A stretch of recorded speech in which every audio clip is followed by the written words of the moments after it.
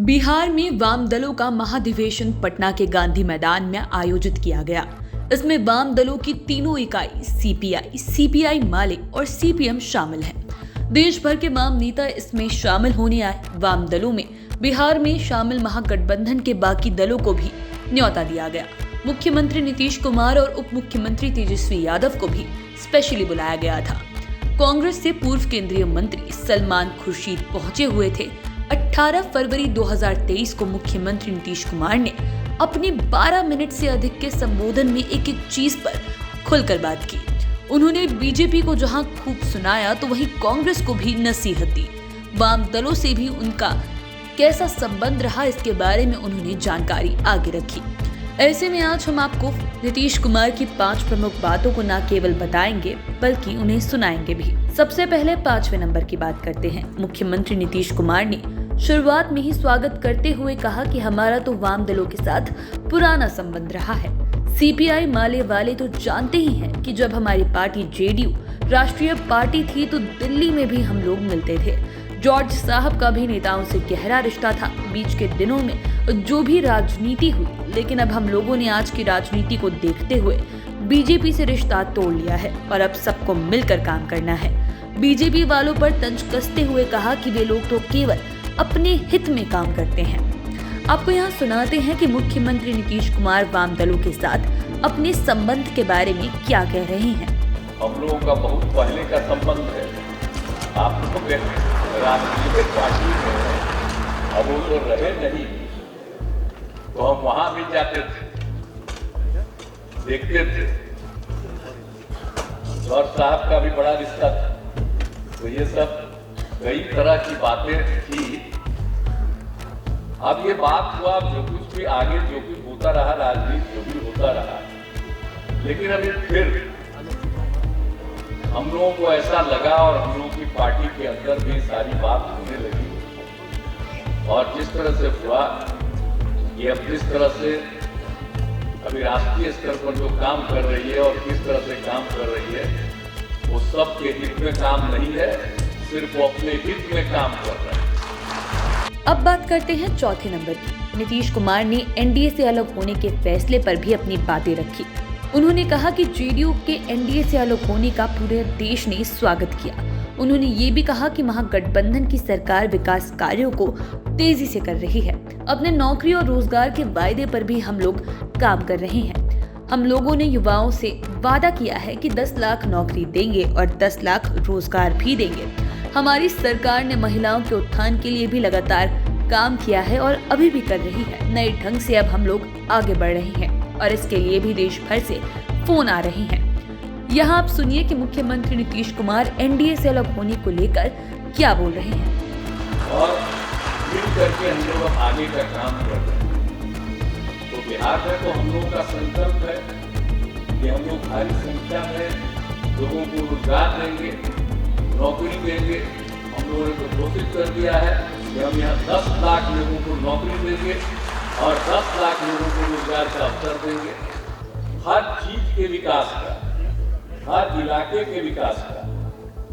और फिर जो बिहार बाढ़ से और सुखाड़ से प्रभावित होता है तो उसकी सुरक्षा के लिए भी और सब लोगों से मिलकर के बात। और इस बार जो हमने यात्रा कर दी 4 जनवरी के बाद से और 16 तारीख तक हर जिले में गए, विभिन्न जगहों पर जाकर के देखा, तो देख करके मुझको खुशी हुई कि जो कुछ भी काम हम लोगों ने किया, महिलाओं को आगे बढ़ाने का, गरीब गुर्बे के तबकों को आगे बढ़ाने का, ये खुशी हुई करे भाई बिहार में जिस तरह से लोगों के बीच में और महिलाओं के लिए जो काम हुआ है और गरीब तबके के लोगों के लिए जो काम हुआ है, अनुसूचित जाति, अनुसूचित जनजाति और जितने भी अन्य जातियों के लोग हैं, अन्य धर्मों के लोग हैं, सबके कल्याण के लिए काम किया जा रहा है। तो जो कुछ भी हमने देखा, सबकी खुशी नजर आई। और जितनी बड़ी संख्या में हर जगह हमने देखा कि महिलाएं मिल रही हैं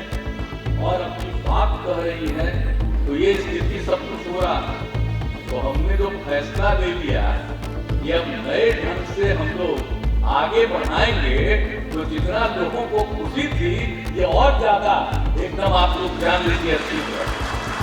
सब लोगों को प्रसन्नता हो गई है। अब बात करते हैं तीसरे नंबर की। मुख्यमंत्री नीतीश कुमार ने अपने संबोधन में बीजेपी पर तीखा हमला किया। उन्होंने यहाँ तक कह दिया कि यदि सभी दल मिलजुल कर काम करेंगे तो हम लोगों को इस सरकार से मुक्ति मिल जाएगी, देश को मुक्ति मिल जाएगी। इसके लिए अधिक से अधिक पार्टियों को एक साथ आना होगा। अब यहाँ पर आपको ये सुनाते हैं कि मुख्यमंत्री नीतीश कुमार किस तरीके से बीजेपी को सुना रहे हैं और सरकार की मुक्ति की बात कह रहे हैं।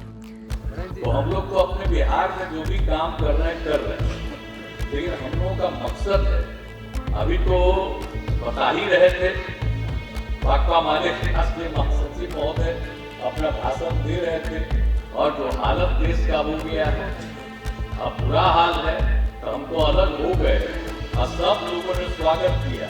पूरे देश के विभिन्न जगहों से अन्य पार्टियों ने कहा कि बहुत ठीक किए, और हमारी सब लोगों से बातचीत हुई और यही तय हुआ कि अधिक से अधिक पार्टियां एकजुट होकर के और अगला चुनाव जो होने वाला है 24 में लोकसभा का, अगर मिल करके हम लोग लड़ेंगे तो इन लोगों से मुक्ति होगी और बिहार पूरे देश सुरक्षित होगा।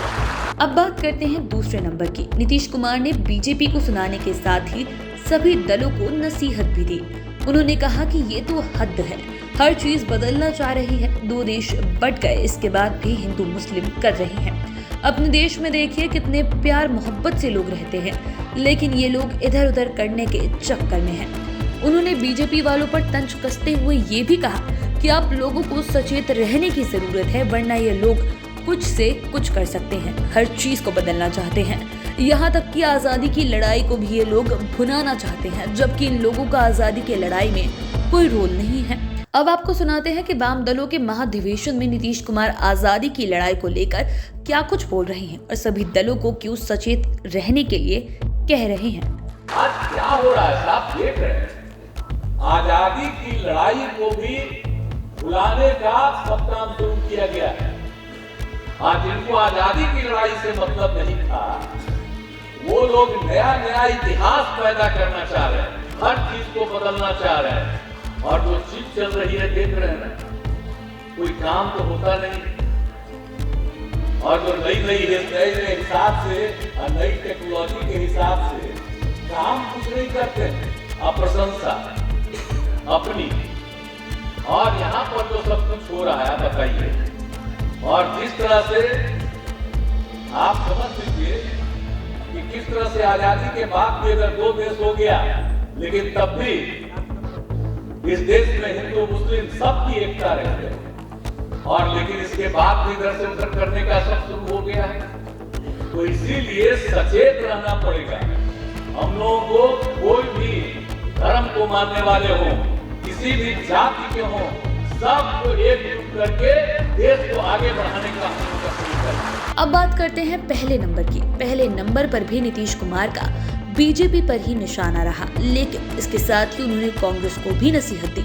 कांग्रेस के पूर्व केंद्रीय मंत्री सलमान खुर्शीद को संबोधित करते हुए कहा कि आप लोगों को भी सोचने की जरूरत है, यदि नहीं सोचिएगा तो फिर हम ही नहीं कहिएगा। उन्होंने कहा कि यदि लोकसभा चुनाव में हम लोग मिलकर लड़ें तो मैं दावे के साथ कहता हूं कि बीजेपी 100 सीटों के नीचे चली जाएगी, लेकिन हम आप लोगों का ही इंतजार कर रहे हैं और अच्छा है कि आप इस कार्यक्रम में हैं और आपके माध्यम से आपके केंद्रीय नेतृत्व से भी अनुरोध है कि वे जल्द से जल्द फैसला लें। हम तो दोनों आदमी से मिल भी लिए हैं। अब आप यहाँ पर ये सुनिए कि नीतीश कुमार किस समीकरण के तहत बता रहे हैं कि यदि ऐसा हुआ तो बीजेपी 100 सीटों से नीचे आ जाएगी लोकसभा चुनाव 2024 में। तो हमको कांग्रेस के नेता लोगों से भी सब कर ही दिए। अभी तो बहुत अच्छा यात्रा हो गया, तो यात्रा तो बहुत अच्छा हो गया, लेकिन अब इसके आगे थोड़ा सोच लीजिए। हम तो उसी के लिए इंतजार कर रहे हैं। जब तक हम तो जाकर दोनों को कह ही दिए हैं, हम कह दिए हैं कि भाई सोच लीजिए आगे, तो जो कहिएगा। अब बाकी अन्य पार्टियों का फोन आ रहा और सब लोग कह रहे हैं कि बाकी लोगों का सबका मीटिंग कीजिए, एक साथ बैठिए, तब जान लीजिए हम वेट कर रहे हैं। अब आप लोग जितना जल्दी, हम इसीलिए हम वेट कर रहे हैं। तो बाकी और पार्टियां थी, बहुत सारी पार्टियां एक होने के लिए तैयार बैठी हुई है, लेकिन अब आप सोचिए हम तो चाहते हैं कि अधिक से अधिक लोग एकजुट हो जाए। आज आप आए हुए हैं, तो आप ही के माध्यम से आपके पार्टी के नेतृत्व को हम अनुरोध करेंगे कि जल्दी से जल्दी फैसला करिए और हम लोगों को बुला करके बात कर लीजिए कि कहां और किनके साथ एकजुट होकर के अगला चुनाव लड़ना है।